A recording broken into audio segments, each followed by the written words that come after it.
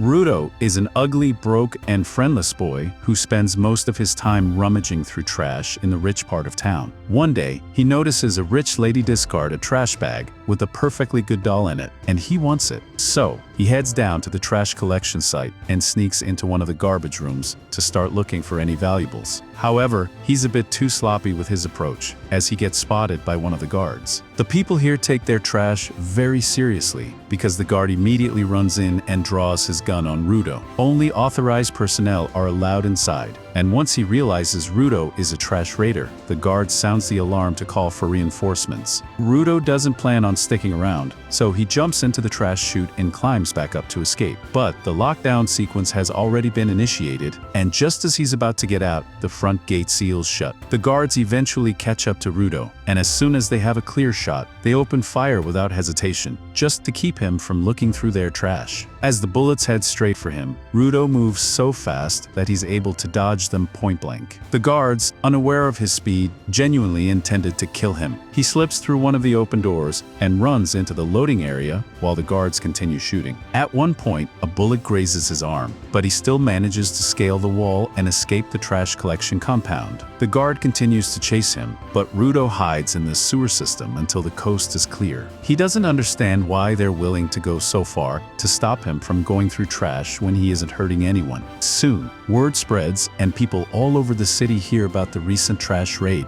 They're appalled at the idea of the dirty tribesfolk rummaging through their discarded belongings. In this city, people are divided into two sections: the city dwellers, who live in a clean and pristine part of town, and the tribesfolk, who live in the filthy part. The trash raid is a hot topic here as well, and everyone already suspects Rudo, especially since he's busy fixing up the junk he collected last night. A few moments later, Rudo is confronted by his friend Chiwa, who yells at him for going trash raiding again. The city folk are strict about trash management, so there's no telling what they'd do if they caught him. Rudo understands the risks, but he doesn't think it's fair that the rich constantly throw away perfectly usable items. Selling the fixed junk helps him cover his living expenses. Just then, a group of guys show up and start insulting Rudo unprovoked. They tell Chiwa she shouldn't hang around a loser like him. Rudo tries to stay calm, but they keep pushing his limits. One of them even knocks over the lantern he was fixing, saying no one would buy something touched by his filthy hands. They then call him the son of a homicidal maniac. That last comment strikes a nerve. The boys explain that these slums were originally created as a prison for criminals, and now, as the children of those criminals, everyone here must behave in hopes of being allowed to rejoin the city. But people like Rudo's father ruined that chance by going on a killing spree. This boy has been talking a lot of for someone within drop-kicking range. And that last statement officially crossed the line, so Rudo stares at him with a look that says he's about to snap. Rudo's glare is so filled with animosity that it scares them into realizing it would be a bad idea to keep messing with him, so they slowly walk away. Once they're gone,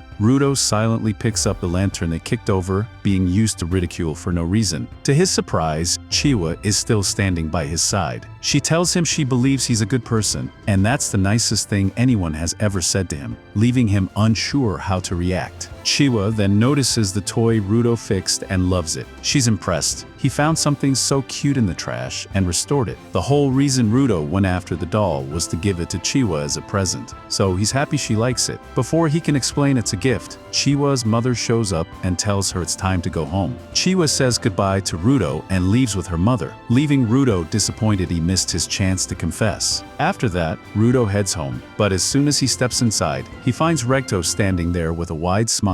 He had been spying on Rudo earlier and repeats his failed confession word for word. Rudo gets flustered and yells that spying on private moments isn't cool. But Recto changes the subject, wanting to talk about the trash raid stunt Rudo pulled last night. Recto admits they are poor, but not so poor that Rudo should risk his life searching for junk. Rudo insists it's not risky since he's never been caught before, but Recto points out he was spotted last night and nearly captured. He understands Rudo is trying to repay him for everything he's done, even though they're not related by blood. But to Recto, Rudo is his son and owes him nothing. Recto found him abandoned as a baby and took him in, always treating him as family. Just then, Recto notices the wound on Rudo's arm and asks if he got shot. Rudo tries to deny it, but it's obvious. Recto tells him to roll up his sleeve so he can treat it and change the bandages. Once done, he warns Rudo to stay away from the trash site, because next time, he might not be lucky enough to get away with just minor injuries. Rudo says he's fine. Compared to the wounds his biological father left him with, a scratch isn't a big deal. The mood shifts at the mention of Rudo's father. In this city, major crimes are punished with immediate death by being dropped into the pit. Rudo's father was executed this way, and Recto doesn't want the same fate for him. Rudo's hands have been pitch black for as long as he can remember, and he sometimes suffers crippling pain from them. People look at him with disgust, but Recto was different. He gave him gloves to help manage the pain, and Rudo has treasured them ever since. Recto then tells Rudo he'd better make a move on Chiwa soon, or someone else might. Rudo doesn't want to talk about it, but while they're bickering, a mysterious masked man is outside, staring at their house ominously. The next morning, Rudo practices smiling because Recto told him it would make him more approachable. After a few minutes, he decides he's just plain ugly, so smiling won't help. Still, he wants to give Chiwa the doll, so he heads to her house. On the way, he thinks about the pit, a massive trash dump where the city throws both its garbage and criminals deemed useless to society. Public executions happen often, and the slums were built on the city's edge to remind the tribesfolk that stepping out of line means being thrown in without question. When Chiwa shows up, she says it's awful how people are sent to the pit so often. She doesn't want that to happen to him. She understands he disagrees with how the rich waste perfectly good items, but if he keeps putting himself in danger, it's only a matter of time before he's caught. Rudo laughs, saying Recto told him the same thing last night. Chiwa responds that's probably because Recto loves him just as much as she does. Rudo keeps laughing until he realizes Chiwa just said she loves him. Chiwa, flustered, tries to explain she didn't mean it in a weird way. Sensing this is his best chance, Rudo holds out the doll and says he got it for her because he thought she'd like it. Chiwa is overjoyed and says she'll treasure it forever. This went far better than Rudo expected, so unsure how to react, he runs off before his ugly face makes Chiwa change her mind. Now that he has finally made progress, Rudo wants to go home and tell Recto all about it. However, as he turns a corner, he accidentally bumps into a group of guards from the inner city. They barely acknowledge his existence, walking past him like he's nothing but trash. Apostles showing up in the slums is never a good sign, but right now Rudo doesn't care. He just wants to brag to Recto about his love life. When he gets home and opens the door, to his absolute horror, he finds the masked man with a sword plunged into Recto's chest. The masked man pauses for a moment, surprised by Rudo's sudden appearance, then pushes the sword deeper. Refusing to let Recto die in front of him, Rudo charges at the man, but in less than a second he's slammed against the wall, barely able to move. The beating is so quick that Rudo doesn't even remember how it happened, and the masked man barely considers him a threat. Convinced Recto won't survive, the masked man gets up and begins walking away.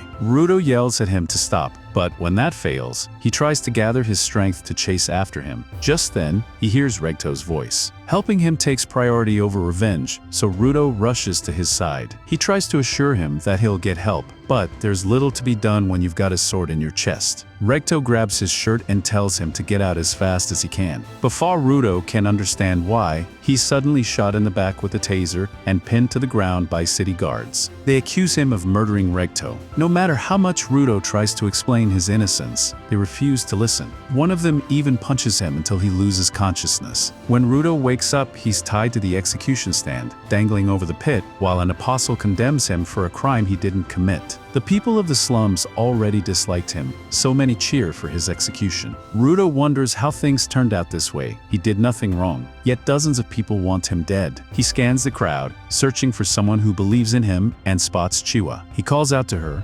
insisting he didn't kill Recto and asking her to help find the real killer. But Chiwa cuts him off, saying she was a fool to believe someone like Rudo could be more than a filthy murderer. She declares she wants nothing to do with him ever again. Watching Chiwa walk away, Rudo realizes he's truly alone. Just before he's dropped into the pit, Rudo spots the man who killed Recto in the crowd, In that moment, he swears to kill that man and everyone who turned their backs on him. When Rudo next opens his eyes, he's lying in a pile of trash, reeking from head to toe. To his surprise, he's still alive. He always thought the pit was a death sentence. Looking around, he sees endless wastelands stretching as far as the eye can see. Then a loud rumble comes from behind. Turning around, Rudo sees a massive trash monster glaring at him. He runs, but the monster calls for backup, and within moments, 2 more appear. Rudo struggles to believe what he's seeing, since when could piles of trash come to life and attack? But the human skull on the ground makes it clear what will happen if he doesn't act fast. Suddenly, the trash beneath his feet gives way, and he falls to a lower level. The impact knocks the wind out of him, and the stench is worse than a moldy gym bag, making it hard to breathe.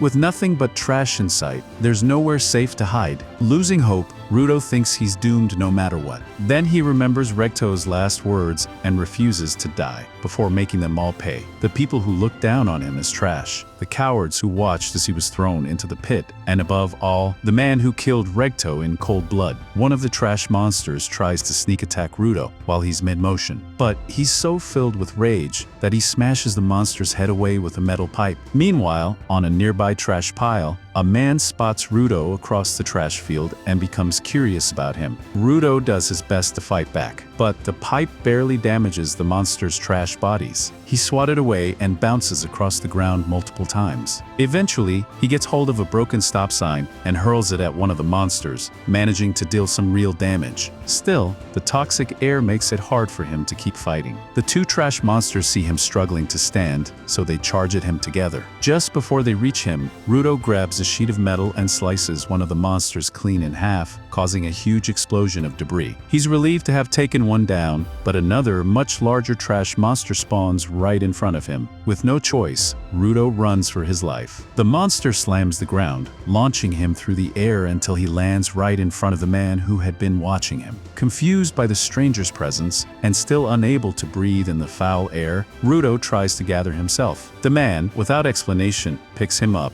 kicks him across the ground, and then puts a gas mask on his face. At first, Rudo is angry, but once he realizes he can finally breathe, he becomes grateful. He thanks the man and starts asking questions: where they are, what the monsters are, and whether everywhere is like this. The mysterious man tells Rudo to shut up. When Rudo refuses and keeps demanding answers, the man finally snaps back. He explains that this is one of many toxic dumps created by people like Rudo, and he would have told him if he hadn't been so loud. But now, thanks to his yelling, they have to deal with more monsters. He calls them trash beasts, creatures made of garbage that can't be harmed with normal weapons and that react to sound. Energy begins flowing from the man's arms into the umbrella he's holding, transforming it before Rudo's eyes. As a trash monster attacks, the man uses the umbrella to shred it to pieces with ease. Rudo is stunned by the man's skill, but there are more monsters closing in. The man charges into battle, taking down over a dozen trash beasts in seconds. One of the beasts vomits a stream of foul purple sludge, which the man blocks with his umbrella before driving it straight through the creature's head. After the fight, he walks back over to Rudo, removes his mask, and introduces himself as Engine, a cleaner. He immediately regrets taking off the mask. The stench is unbearable. Moments later, Rudo collapses from exhaustion, his body still battered from earlier. While unconscious, Rudo recalls a childhood memory with Recto. When he was young, he came home covered in mud, and Recto asked what happened. Rudo explained that some kids had pushed him into the dirt. All he did was tell them that objects are alive because if you take care of them for long enough, a soul will come and live in them. But the kids just laughed and started picking on him after that. Rudo learned that story from Recto, so he feels bad that repeating it got Rudo in trouble, because stories like those are usually just made up. But Recto does believe that objects can have souls. Rudo lights up after hearing this and asks if that means all the stuff in the room has a soul as well. Recto says anything can have a soul, even the gloves that Rudo is wearing, as long as he cherishes them. Rudo later wakes up and finds himself being dragged across the floor by Engine. He starts yelling, demanding to know why Engine chained him up. Engine reminds Rudo that he's still a total stranger, and there's no way he's bringing a stranger back to base without taking some precautions. precautions first. Rudo squirms around, telling Engine to let him go because he needs to get back to the city as soon as possible. But Engine tells him that is impossible right now. The place Rudo calls the city is called the Sphere down here, and it moves around a lot in the sky, making it hard to keep track of. There's also the fact that Rudo can't fly, so he'd never be able to get back up there. There are other factors as well, but the point is, for now, Rudo is stuck down here, so he should just stay quiet and deal with it. However, Rudo refuses to give up because nothing's going to stop him from getting revenge on those pricks in the sphere. Earlier, Engine said Rudo was stuck for now, meaning there must be some way to get up there, and Rudo wants to know what that is. He asked Engine to tell him everything about this place and how to leave, saying he won't shut up until Engine tells him. Engine, sick of the constant yelling, says if Rudo is so desperate to know what kind of place the surface is, he'll get a first-hand lesson. Engine drags Rudo to an old service station with 2 trucks out front, drops him off, and wishes him luck before leaving him to fend for himself. Rudo then spots 5 men staring at him. They think his clothes are strange and speculate that he might be a spirit. To be sure, they ask where he came from. Rudo says he fell from the sphere, and the men remove their masks in shock. They've never seen a living spirit before. They still find it hard to believe he survived the fall, but judging by his face, they think he's telling the truth. Rudo dislikes strangers touching his face, so he pulls away. The men apologize, but say they don't see people like him often. The leader notices Rudo's chains and offers to change them, and Rudo thinks he's being kind, but instead, he ends up chained in the back of their truck. The men joke about how dumb it was for Rudo to trust them without knowing who they are. The leader tells them to be careful because they don't want to damage their latest product. Spirits fetch a high price here, mostly just their bodies, eyes, fingers, and even spirit clothes. But finding a living spirit is rare. The leader says people are willing to pay so much for spirits because everyone on the surface despises them. All they do is dump trash on the people here, poisoning the air and creating monsters. Once people find out Rudo is a spirit, it won't go well for him. He may be tortured, torn apart, or worse. The leader doesn't care either way, he just wants the money. Before selling him, he decides to get some payback by shoving trash into Rudo's mouth. He thinks Rudo has lived a sheltered life in the sphere, so this will break his spirit. But while doing so, Rudo bites down on his fingers, ripping the flesh off. The leader jumps back in pain, but Rudo chews and swallows it. Back in the slums, Rudo was forced to eat trash all the time, so nothing's changed. Even the discrimination is the same. He rips free from the chains, and now all he thinks about is murder. Engine, watching from a cliff, is impressed by Rudo's capabilities. Rudo recalls what Recto told him about cherishing objects, and as he grabs a chain, it begins to glow red. On the surface, there are special people like Engine who can give life to objects, drawing out their full power, and Rudo is one of them. The chain transforms, startling the scavengers. The leader reminds them that if they take the chain away, Rudo can't use his powers. They knock it from his hand, but Rudo grabs a tire instead and beats them all down. The leader is last, insulting him repeatedly, but before Rudo can kill him, Engine stops him. Rudo snaps out of it, and the tire crumbles to dust. Rudo doesn't know what happened, but suspects it's connected to his gloves. Engine apologizes for leaving him, but says he needed to see his abilities. Now that he knows Rudo is a giver, he offers him a deal. He'll tell him everything if Rudo joins him and the other cleaners. But after everything, Rudo refuses, saying, "Nope."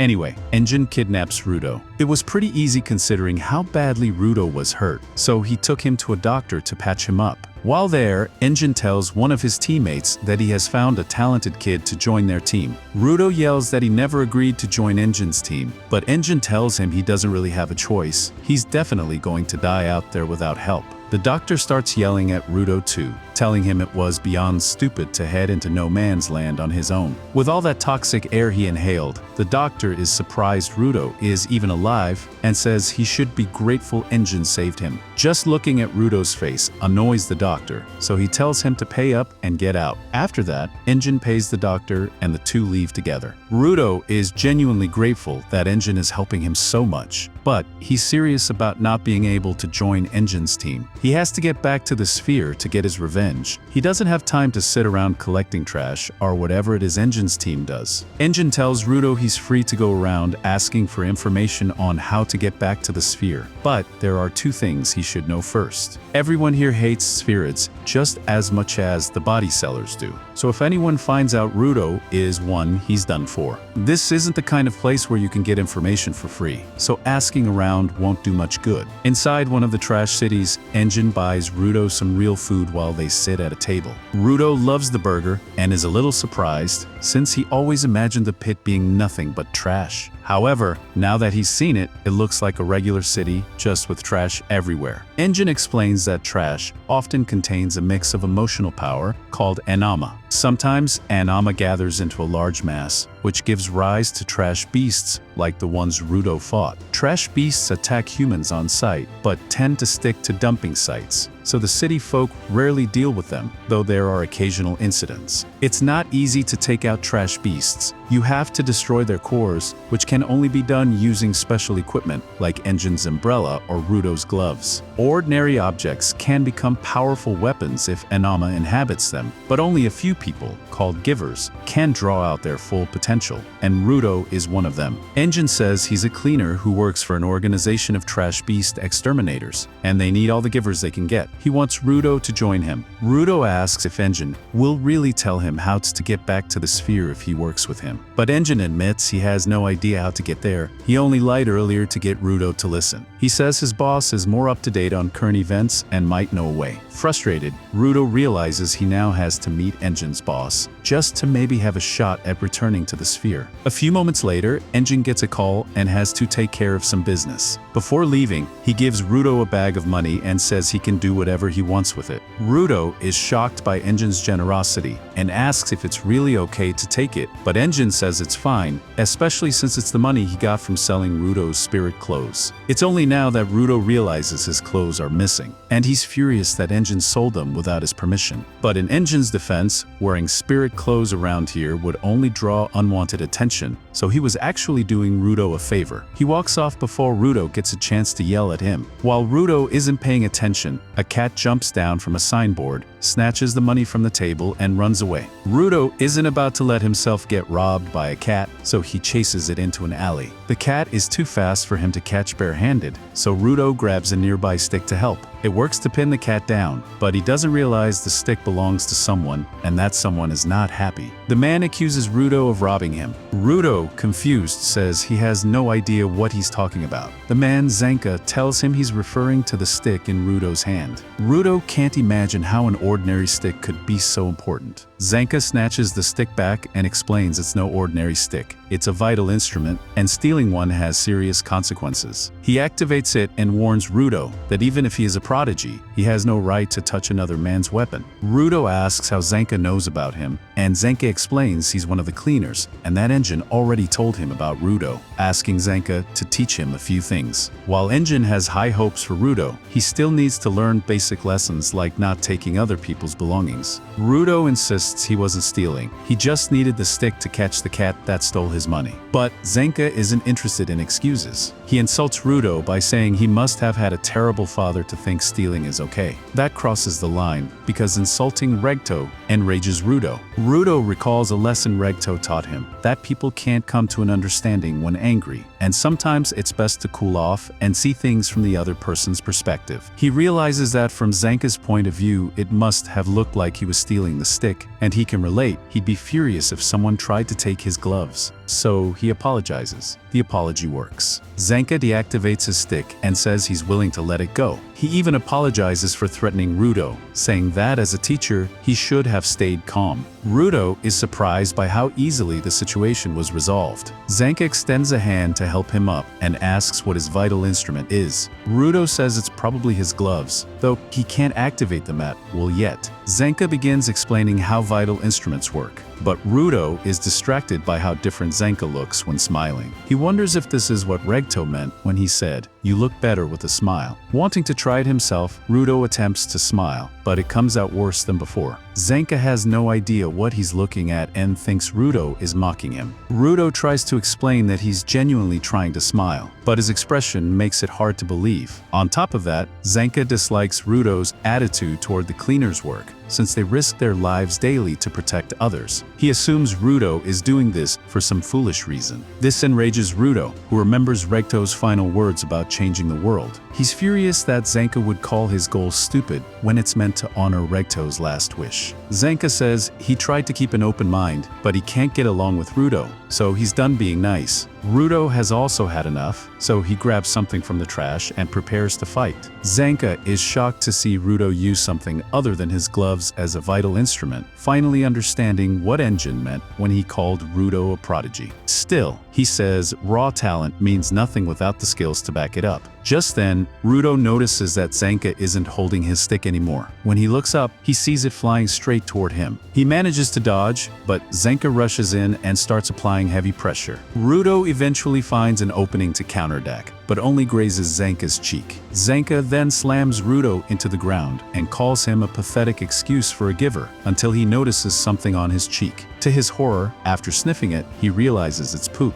Looking over at Rudo, he realizes the weapon Rudo grabbed from the trash is actually a filthy plunger. Rudo has no idea why Zanka is so freaked out, since he's never seen a plunger before, but he isn't about to stop fighting. Even as Zanka begs for a timeout, Rudo keeps chasing him, assuming the plunger must be a dangerous weapon. Proudly, Rudo leaps into the air and swings it at Zanka, splattering filth everywhere. A little while later, Engine returns to check on Rudo. When he finds him, Rudo is standing over an unconscious Zanka, both of them covered in poop. After hearing the whole story in the car, Engine bursts into hysterical laughter. He never imagined Rudo and Zanka's first meeting would end with poop flinging. For Zanka, a spoiled rich kid on the surface, this was extremely humiliating. Rudo is ashamed too, realizing too late what he'd been swinging around. Engine, however, thinks it was a good bonding moment and assures Rudo that Zanka is the best there is at controlling vital instruments, making him a great teacher. Zanka feels honored to receive such praise from his idol. While Zanka basks in the recognition, Rudo notices a pair of boots sticking out of the trunk. Engine says it's just Rio. When asked what she's doing there, she says she wanted to see the new guy in person. Rudo, inexperienced in talking to girls, freezes when Rio starts playing with his hair, saying she likes the color. Even Chao was never this touchy with him. Meanwhile,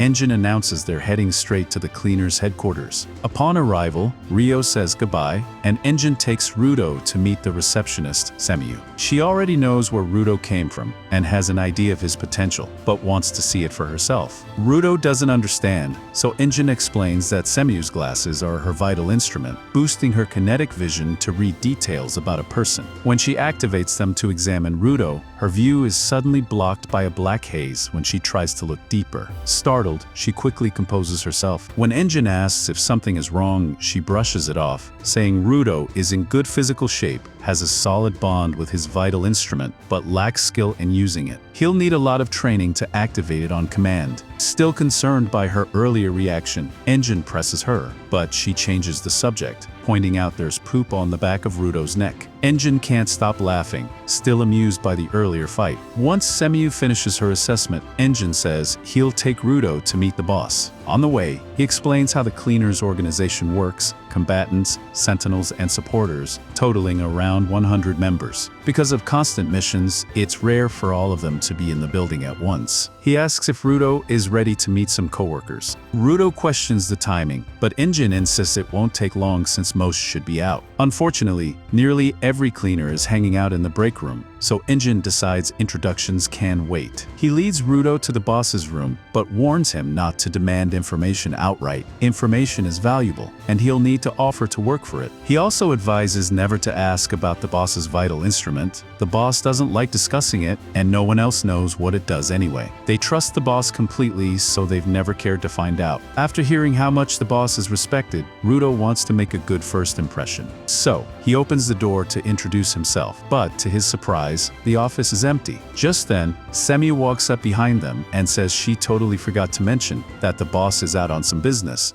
so he won't be around for a while. Engine had no idea, so he apologizes to Rudo and asks Semu if she knows when the boss will be back. But she's got no clue where the boss even went to begin with, so it looks like Rudo is just going to have to sit and wait until the boss gets back. Just then, Ryao shows up and tells Rudo that if he's got nothing better to do, he's free to come watch her work if he wants, and it would be a great opportunity for the two of them to get to know each other better. Rudo agrees to go with her. Semu gives a breakdown on the mission Ryao will be going on. One of the towns near a polluted zone is worried because trash beasts have been approaching its gate recently, and they don't want to take any chances, so they ask the cleaners to come help. It seems simple so far, but Rudo hasn't been following a single word Semu just said, so she asks Engine if he actually explained anything to Rudo or not. Engine admits that he may have skipped over a few important details, so Semu gives him a crash course. Basically, on the ground, there are two different types of land: the habitable areas known as safe zones, and the trash-filled wastelands known as polluted zones. While all polluted zones are dangerous, some are particularly deadly. These areas are called no man's land. The trash beasts there are so powerful and violent that any human who wanders in usually ends up dead. It's nothing short of a miracle that Engine found Rudo when he did, because Rudo definitely would have died if left on his own. Semu warns Rudo that whenever he's in a polluted zone, he needs to wear a gas mask because breathing toxic air for too long can make him seriously ill. A little while later, Rudo arrives at the job site with Ryao and her team. Even though he can't officially become part of the cleaners until the boss approves him, she wants him to stay close and pay attention. Rudo looks beyond the city wall and sees an empty wasteland, which must be where the polluted lands start. He wonders how long he was breathing toxic air when he first got here. Now that he's seen the cities down here, he is amazed at how different they are from his expectations. Back when Rudo was in the sphere, he thought people dropped into the hole would die immediately, and he had no idea there were people living down here. For a moment, he wonders if the other spheres know about this, but even if they did, they would probably continue dumping trash here. Once Rudo catches up with Ryao, he asks who the other guys are. She explains that they are cleaners on the mission, but without powers, so they mostly handle support. One supporter turns around and introduces himself, but when they shake hands, he accidentally squeezes too hard. Ryao laughs and tells Rudo that the guy is known for his physical strength. He can crack trash beasts open with a single punch. Rudo is amazed that everyone here is on such a different level, so he plans to watch and learn as much as possible, even though this is supposed to be an easy job. Just then, trash beasts emerge from the polluted lands. Ryao tells Rudo to stand back and watch. At first, there are only weak ones that can't damage the fence, but then larger ones arrive that could break through. Rudo panics, but Ryao assures him it's still under control, and even says they might finish early so she can throw him a welcome party. Rudo asks how she could think of a party at a time like this, and Ryao tells him that to survive on the ground, he needs to learn to keep a cool head in dangerous situations. Rudo agrees, but then a giant trash beast appears. Ryao can't believe her eyes. This is the first time she's seen one like this. She takes out her vital instrument, planning to thin out the herd first. She jumps into the air, activates her scissors, and beheads several trash beasts in one move. Rudo is mesmerized by her skill, but the supporters remind him that even as an observer, he still needs to watch his surroundings to protect himself. One of the trash beasts manages to slip behind Rudo while he isn't looking and is about to ram into him. At the last second, a supporter steps in, stops it with one hand, crushes its skull, and throws it over to Ryu. She readies her scissors and splits it in half when it lands. She asks the supporters to keep them coming, so they get to work crushing trash beasts and tossing them toward Ryu. Trash beasts can't be truly killed without the use of a vital instrument, but the supporters can crush or disable them to make it easier for Ryao to finish them off. Once most of the smaller ones are gone, Ryao goes after the big one. While she's doing that, the supporters keep the remaining small trash beasts out of her way. However, one supporter is caught off guard when a trash beast suddenly springs back to life and is about to crush him. At the last second, Rudo steps in to protect him. After seeing how well everyone works together, Rudo realizes that if he wants to be part of the team, he needs to pull his weight and have their backs. As he says this, his powers react with a rod in his hand, turning it into a protective cage. Rudo has no idea what triggered his power this time, since it has only activated when he's angry, and he wasn't angry at anyone. The cage crumbles soon after, but it buys enough time for Ryao to arrive and destroy the trash beast. They're all grateful to Rudo for stepping in, but the big one still remains. Ryao tried cutting it in half earlier, but it somehow pieced itself back together. Annoyed, she decides to keep slicing it until it stops moving. Since it's a new type of beast, they don't know what it's capable of, so a few supporters head out to warn nearby cities while Ryao engages it again. She stabs its face, then attacks the tendrils on top of its head.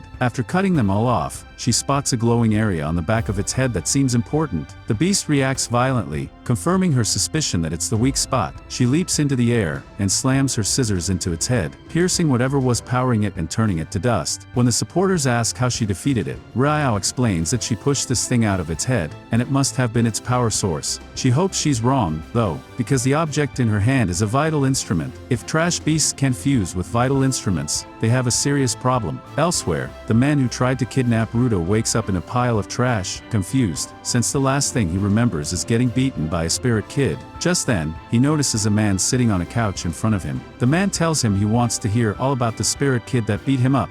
Later that night, Zanka gets up from bed and hears a lot of people talking in the cafeteria. He goes to check it out and is surprised to see everyone in the middle of a huge party. He finds Rudo and asks her what it's for. She tells him it's Rudo's big welcome party, but Zanka doesn't buy it since Rudo hasn't done anything to earn a party this big. He bets Rudo and the others just wanted an excuse to get drunk, and he's not wrong. Since it's meant to be Rudo's party, Zanka thinks it's weird he hasn't seen him yet. He looks around and eventually spots Rudo sitting with his head down at a table, looking sad. He asks Rudo what's wrong with him, but she's not sure. He's just been upset since they got back from the mission, so she's been giving him space. Speaking of the mission, Zanka asks how it went. He's heard rumors that she went up against a weird trash beast. Rudo says weird is an understatement. The beast's core wasn't made of anama. It was a vital instrument. She's hoping she's wrong because the thought of trash beasts with vital instruments gives her a headache, so she's decided not to think about it and just enjoy the party. While they're talking, Grizz pulls up a chair at Rudo's table to have a chat. He asks why Rudo is so down when he did good work yesterday. Rudo says he didn't actually do anything helpful.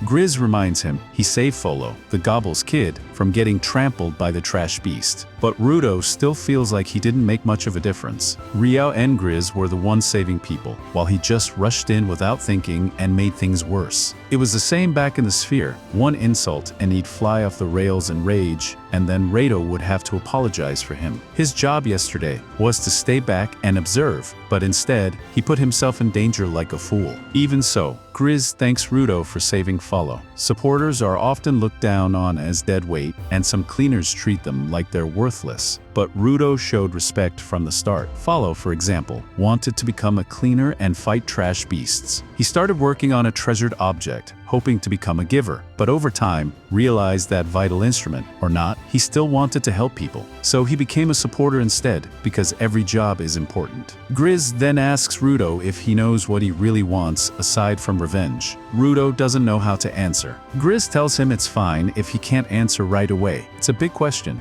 but he's sure Rudo will figure it out because he's still got a long life ahead. Grizz's speech really strikes a chord with Rudo, so he feels a lot better and decides to join the others at the party. Elsewhere, a scrap collector who was kidnapped isn't having such a great time. The man who took him, Jabber, has spent the last few hours torturing him for information about Rudo. The worst part is that the scrap collector has already told him everything he knows, which isn't much, considering he's only seen Rudo once. But Jabber keeps torturing him anyway, just for the fun of it. Now the poor man is a bloody mess, begging to be let go. Instead, Jabber decides to slice his face off to end his misery because he's bored. While he didn't get much useful information, Jabber did learn what Rudo looks like, and that he's both a spirit and a giver, which makes him a perfect addition to Jabber's collection. Later that day, back at Cleaners HQ, Semia receives an interesting call at the front desk. She gathers the team to explain the details and apologizes for the sudden notice, but Zanka doesn't mind an early job.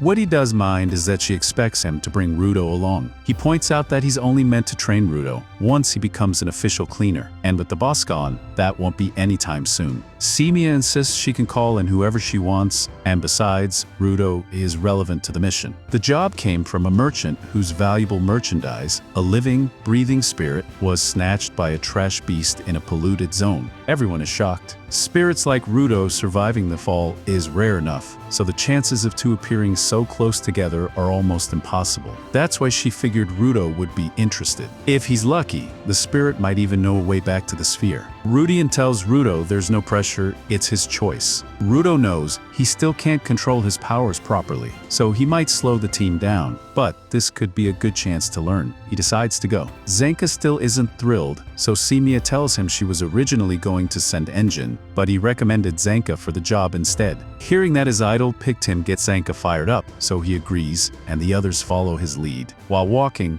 Rudo asks Grizz if he's sure about going without a weapon. Grizz says, basic trash beasts usually go down after a punch or two. Follow chimes in, saying Grizz is just acting tough. In reality, he's always worried, so he carries a lucky charm for safety. The group is then approached by a woman named Grim. Now that everyone's here, she asks if they can get going, as she still needs to show them where the trash beast went. Rudo figures she must be the client. He starts questioning her about the spirit, what they looked like, where she found them, and what condition they were in. Grim says she stumbled across the furry creature while traveling, but it was unconscious the whole time, so she never got to speak to it. She hopes they can find the spirit before it gets hurt. Rudo assumes she's only worried because she wants to sell the spirit's body parts, but Grim says she would never harm it for profit. Rudo still doesn't trust her, but finding the spirit takes priority. Still, Zanka doubts they'll find it alive, and ever since Grim arrived, he's had a bad feeling he can't explain. They reach an old abandoned building, and Grim says that's where the spirit was snatched. They prepare to fight, but instead of a trash beast, the place is empty except for a doll sitting in a chair. Suddenly, Grim shoves them all into the middle of the room, and moments later, the floor collapses beneath them, sending the group falling into the basement. They all manage to survive somehow, and Grizz yells at Grim, demanding to know what she thinks she's doing. She tells them she's just making it easier to get to the spirit, and by that, she means Rudo. Grim then melts into a pile of mud. Down in the tunnel,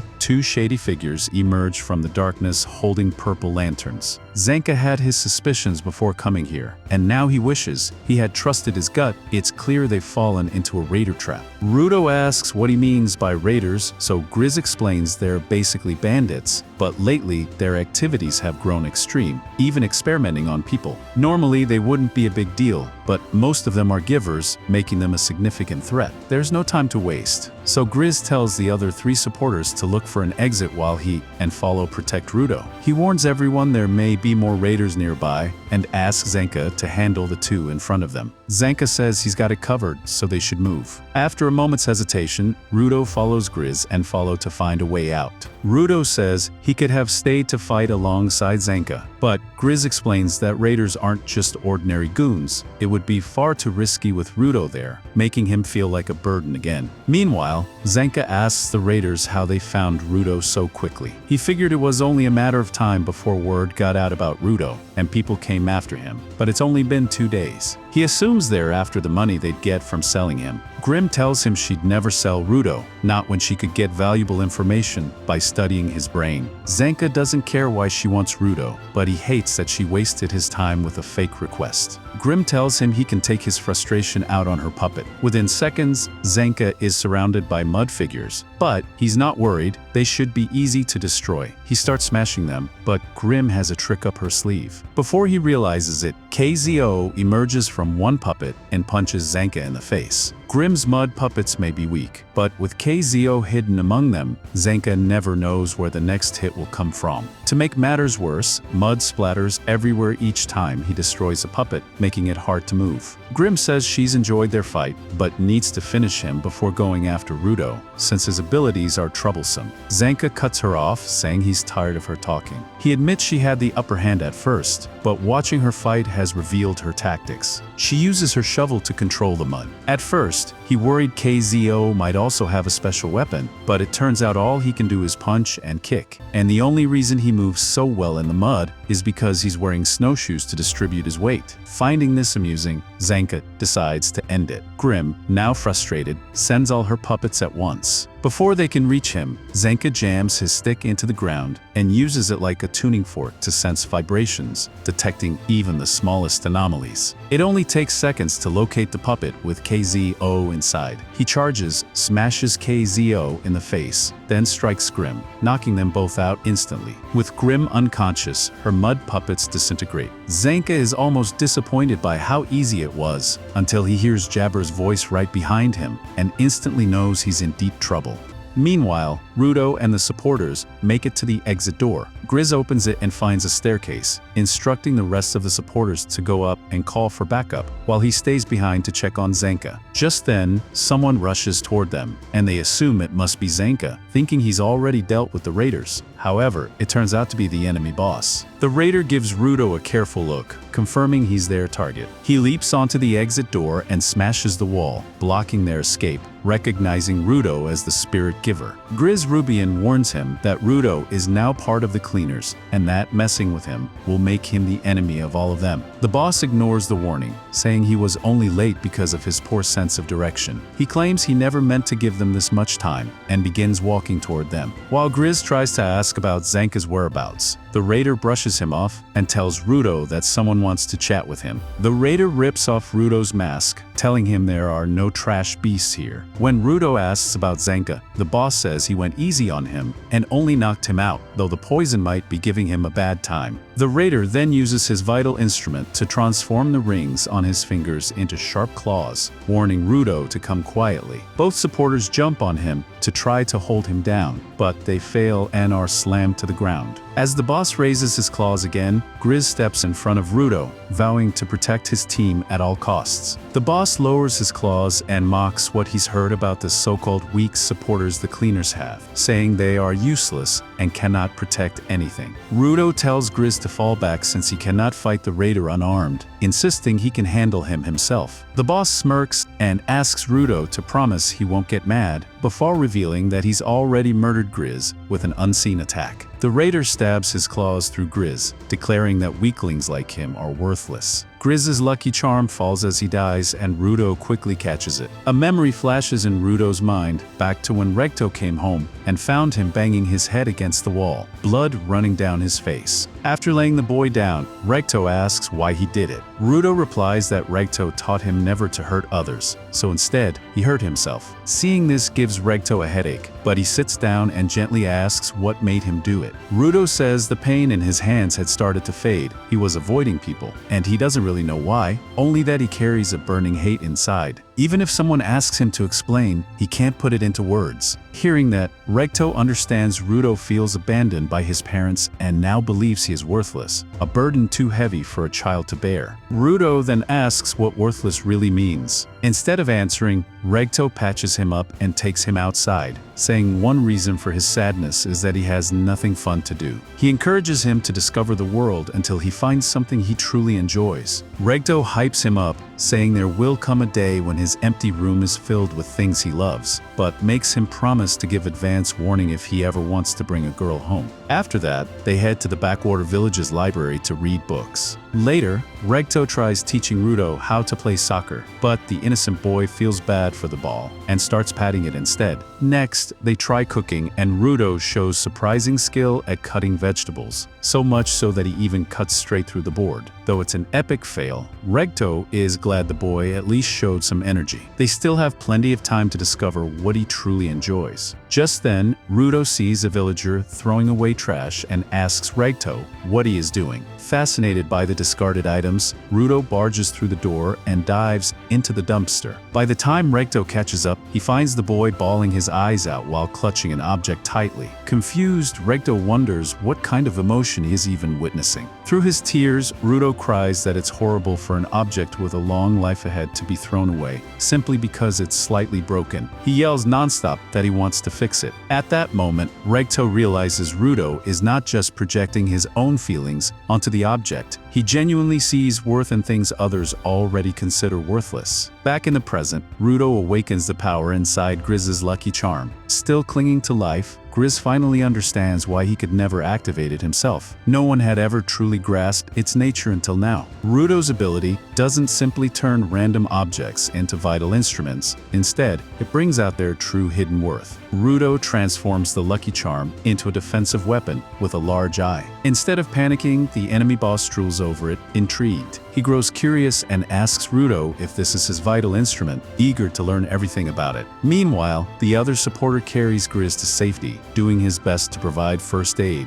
Rudo recalls how Grizz was the one who made him realize what he truly wanted to do. If not for him, he would still be lost. With that in mind, Rudo steels himself to strike the enemy. The raider introduces himself as Jabberwonger, saying he loves strong givers. He holds out his claws and asks Rudo his name. After the introduction, Jabber gets excited like a maniac, shouting that he wants them to tear each other apart before dashing toward him. Meanwhile, the supporter struggles to stop Grizz's bleeding, but the blood keeps flowing heavily. Watching Rudo fight, Grizz realizes the reason he couldn't fight before was because his emotions clouded his true purpose. But now, there's nothing left to distract him. Back in the fight, Jabber leaps back and clings to the wall, taunting Rudo and asking why he isn't coming to him. Rudo simply tells him to come himself. The raider obeys, lunging over him with a powerful attack, but lands flat on the floor as Rudo has already dodged it. Jabber follows up with a barrage of attacks, but Rudo dodges every single one. Finally, when Jabber asks why his attacks don't even reach, Rudo explains that his friend Grizz prayed for everyone to return safe and sound, and safe means uninjured. That's why he is focused on defending, so that none of the enemy's attacks can touch him. Jabber remarks that Rudo's vital instrument only seems to increase his ability to dodge, and mocks how useless it would be if he couldn't attack. But Rudo points out that Jabber has been missing the truth all along. He hasn't taken a single step, yet he's still dodging every strike. The one moving the whole time has been Jabber himself, which means Rudo can predict his every move. As Jabber rushes in again, Rudo uses his vital instrument to paralyze him. Since the talisman cannot attack, he follows up with a punch, because fists are Grizz's preferred weapon, and he wishes to honor his comrade. The raider bleeds from his nose but laughs like a maniac, impressed that Rudo used such a terrifying instrument only to guide his movements, and finish with a fist. Rudo reminds him that he was the one who wanted to have fun, so he's more than happy to play along, until he leaves him a heap of trash on the ground. The disrespect enrages Jabber, who jokes that Rudo is cold-hearted for not feeling guilty about showing no mercy, but Rudo tells him he's the only exception. At that moment, Jabber appears behind him, ready to strike, only to be paralyzed again, and smashed with a brutal punch to the gut that sends him flying. The boss quickly recovers, leaping around so fast that dust clouds fill the area, making it impossible for Rudo's eyes to track him. Jabber smashes pillars apart, hurling slabs of stone at him from every direction. Forcing Rudo to shield his eyes, he charges in for the kill. But the Lucky Charm's all-seeing eye freezes him once more, letting Rudo nearly crush his skull, though Jabber slips away at the last second. Laughing madly, Jabber charges back in, moving even faster. But each time he gets close, the eye freezes him, and Rudo blasts him away again. The lunatic bounces around like a blur, yet Rudo continues blocking his attacks, and pounding him into the ground. While Jabber cackles in madness, Rudo silences him with a final two-punch combo that knocks him out cold for a moment, sending him stumbling until he collapses against the wall. Panting like a dog, Jabber hears Rudo telling him to just give up already. But the raider only smiles, saying it has been a long time since he was beaten this badly, and he thinks Rudo enjoyed it too. Disgusted by his expression, Rudo watches as the man suddenly grows serious. Jabber theorizes that Rudo's vital instrument works by sensing the killing intent of an enemy and moving him out of harm's way. But he also noticed that when he threw slabs of stone, things without bloodlust didn't trigger it at all. With a twisted grin, he begins describing his own vital instrument, Minera. The right claw carries a poison strong enough to paralyze a target until it can barely breathe, before piercing straight into the chest. Rudo stares in confusion as the madman laughs in delight at the thought of pain. Then Jabber explains his real plan. If he blacks out from his own poison and fights unconsciously, there will be no killing intent for Rudo to detect. As he says this, his consciousness slowly fades, his body twitches, his eyes roll back, and the wall behind him shatters. In the next moment, Jabber suddenly wakes up screaming, like he just stepped on a Lego. His eyes rolled back completely white. He spins into a wild dash attack aimed straight at Rudo, who dodges at the very last second, probably questioning all his life choices. Realizing Jabber has gotten even stronger, Rudo wonders how that's even possible. He glances over and sees Follow giving first aid to Grease, and instantly knows continuing the fight here will just put them in danger. He tries to drag Jabber away, but the guy's already in his face again, swinging like a maniac. Rudo attempts to use the talisman to control his movements, but plot twist, doesn't activate. He barely catches Jabber's punch with his hands and throws him off using pure brute strength, powered by his vital instrument. Sadly, Jabber just hops back up like nothing happened. At this point, Rudo realizes Jabber has gone full berserk mode by overdosing on his own poison. Since Grease Talisman only reacts to hostile intent, it's useless against the state. Rudo can't believe Jabber figured out a counter so quickly. Looking at him now, Rudo thinks he's become what people call a masochist. That reminds him of when bullies called him the same word as a kid, and he had to awkwardly ask Regto what it meant, only for Regto to admit he didn't know either. Back in the present, Rudo has no idea how to fight this lunatic. Jabber charges with murderous glee, forcing him to dodge desperately. But then, Jabber winds up for a strike Rudo knows he can't avoid until a blue staff cuts through the air and blocks it. When Rudo looks closer, he instantly recognizes it. Yep, it's Zanka, glaring like he just walked into the wrong anime and decided to own the scene. Zanka tells Rudo he's done enough and that he'll handle things from here. Rudo rushes over, asking how he survived the poison. Zanka just smirks and says not to underestimate him. Also, he compliments Rudo's shiny new vital instrument, calling it pretty cool. But Rudo warns him, it doesn't work on Jabber while he's in berserk mode, it only lets him dodge. Zanka, ever the thinker, asks if the talisman reacts to hostile intent. When Rudo confirms, Zanka reveals he'd been observing the fight before stepping in and came up with a plan. Since Jabber's legs are busted and his movements limited, maybe they can use the talisman differently. His big idea? Let me hit you. Rudo stares at him like he just suggested eating garbage. Zanka explains, if he hits Rudo, the talisman might drag him straight toward Jabber, giving Zanka's staff enough reach to land before Jabber's claws. Rudo hesitates, pointing out that if it doesn't work, he's basically just volunteering to get punched in the face. Zanka shrugs and says, then I'll endure it. Classic tough guy logic. Before they can test the crazy plan, Jabber rises again, roaring, and launches another devastating attack. Both Rudo and Zanka barely manage to dodge. Zanka warns Rudo not to let Jabber's claws touch him. Even a tiny scratch is enough to put him down for good. But Rudo, being Rudo, tells Zanka to go ahead and strike him anyway. So, as Zanka prepares to unleash a full attack, Rudo's vital instrument reacts and pushes Zanka right in front of Jabber. With flawless timing, Zanka slams his staff into Jabber's face. For a second, both Rudo and Zanka just stare like, wait, did that actually work? Jabber, not appreciating the impromptu face massage, charges back at them. Zanka goes in again, and bam, he's instantly teleported in front of Jabber once more, delivering another staff smack. Realizing this hilarious yet effective strategy, the two keep repeating it, basically turning Jabber into a living punching bag. But right before they can land the finishing blow, the poison inside Jabber wears off. Zanka takes one last swing, smashing him into the ground, but the effort drains him. He collapses, groaning that his entire body feels like it's been steamrolled. At the same time, Rudo's vital instrument crumbles to dust in his hands. Then things get worse. Rudo suddenly seizes up and collapses. He's been poisoned by Jabber's claw. Meanwhile, Jabber casually injects himself with a chemical from his own claw and bounces back to full health like it's nothing. Zanka is in disbelief. Jabber explains, almost smugly, that the left claw erases pain, while the right claw's poison lasts only 10 minutes on him because of his immunity. For Zanka though,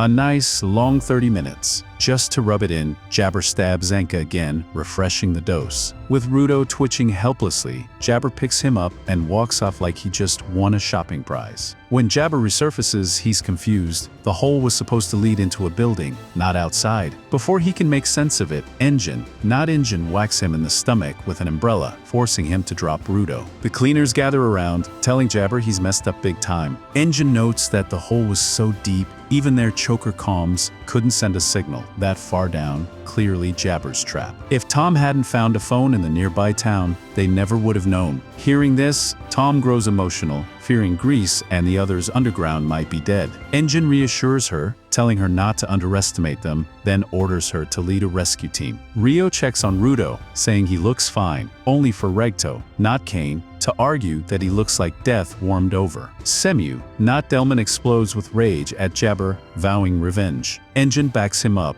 declaring Jabber won't mess with the cleaners and walk away alive. Jabber, still unfazed, says he has his own orders to bring Rudo back no matter what. Just as he charges up his vital instrument for another round, a blue-haired girl suddenly appears, hugging him from behind and telling him he's done enough and should return to base. Jabber argues that he's not ready to leave yet since he still hasn't secured Rudo, but the blue-haired girl stays calm, insisting he come home. Engine watches in confusion confusion, wondering where in the world this girl even popped out from. Jabber keeps resisting until she drops the line about the boss smiling when his name came up. That shuts him up instantly. Realizing he's finally willing to listen, she lets him go. Jabber turns to the cleaners, saying he has to leave, and reveals a manhole-shaped portal opening behind them. Rio is stunned. Before stepping through, Jabber looks back at Rudo, calling him skilled for a sparite. He adds that the poison won't kill him. It's basically just a forced nap. As Jabber begins walking away, Rudo suddenly calls out to him. Still weak on the ground, Rudo musters the strength to declare that it's not over, not until he pays Jabber back with interest for what he did to Grease. This shocks Jabber. He didn't expect Rudo to still be conscious after taking his poison. His eyes then shift to Rudo's hand, where he notices a familiar pattern. Jabber remarks it's quite the coincidence. They got that same pattern from the same series. He says his boss will be thrilled to hear about it, leaving the cleaners completely confused. Before disappearing, Jabber promises Rudo that next time, he'll be back fully prepared. With that, he slips into the manhole portal, which vanishes instantly. The cleaners are stunned. Rudo is furious, but he's also left wondering what Jabber meant about the series. About half an hour later, the trapped cleaners finally rescue Rudo. The moment he's free, he rushes to Gris's side. Seeing him in such a dire condition breaks Rudo's heart, and he apologizes sincerely for destroying his talisman. Gris, barely holding on, reassures him. Though the talisman was important, what truly mattered was using it to fight back against Jabber. He tells Rudo he did great in the field today, which matters far more.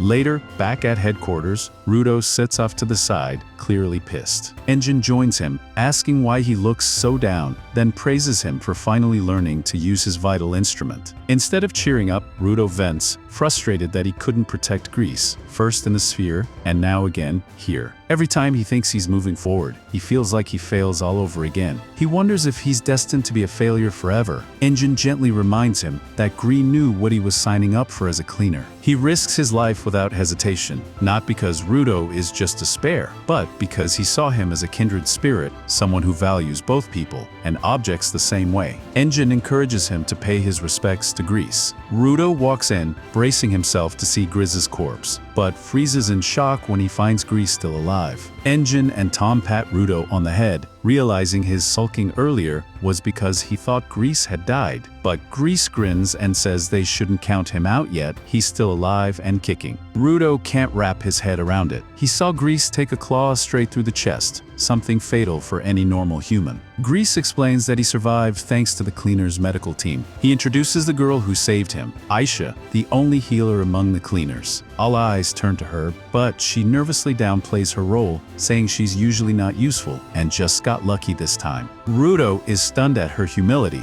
but Engine explains that Aisha is just incredibly shy. Grease, however, is deeply grateful. He thanks Aisha for saving his life and also thanks Follow for pulling him out of Jabber's rampage. Since Grease is like an older brother to Follow, those words hit hard. Follow breaks down crying and hugs him tightly. Grease then turns to Rudo and praises him for standing his ground against someone as terrifying as Jabber, and for working side by side with Zanka. He's especially glad that the talisman he spent so much time maintaining actually ended up being useful to Rudo. Engine then brings up the bigger picture. He warns that the raiders seem to be deliberately targeting cleaners now, meaning their enemies aren't just trash beasts anymore. But there's some good news. During the fight, one of the raiders mentions something called the border. Just then, a man walks in. He believes this means the raiders are digging into research about the sphere. Engine calls him boss. Rudo stiffens, realizing this must be the leader of the cleaners. The man approaches and apologizes for not being there to welcome him on his first day. Then he introduces himself as Corvus, leader of the cleaners. Corvus admits that at first, he thought Rudo was only staying temporarily to gather information and was ready to kick him out. But after seeing how Rudo connected with the team and risked his life to protect them, Corvus believes he has a special power worth keeping. With no objections, he officially welcomes Rudo as a cleaner. He invites him to his office to give him a uniform and share something important. In the office, Corvus explains that the border is a space between the sphere and the surface. Supposedly, anyone who tries to cross it dies. But there's a strange rumor. Apparently, a woman lives in no man's land near the border. One lost traveler claimed she helped him, saying she lived there to watch the people who fall from above. Even stranger, she claims some of those people came and went without dying.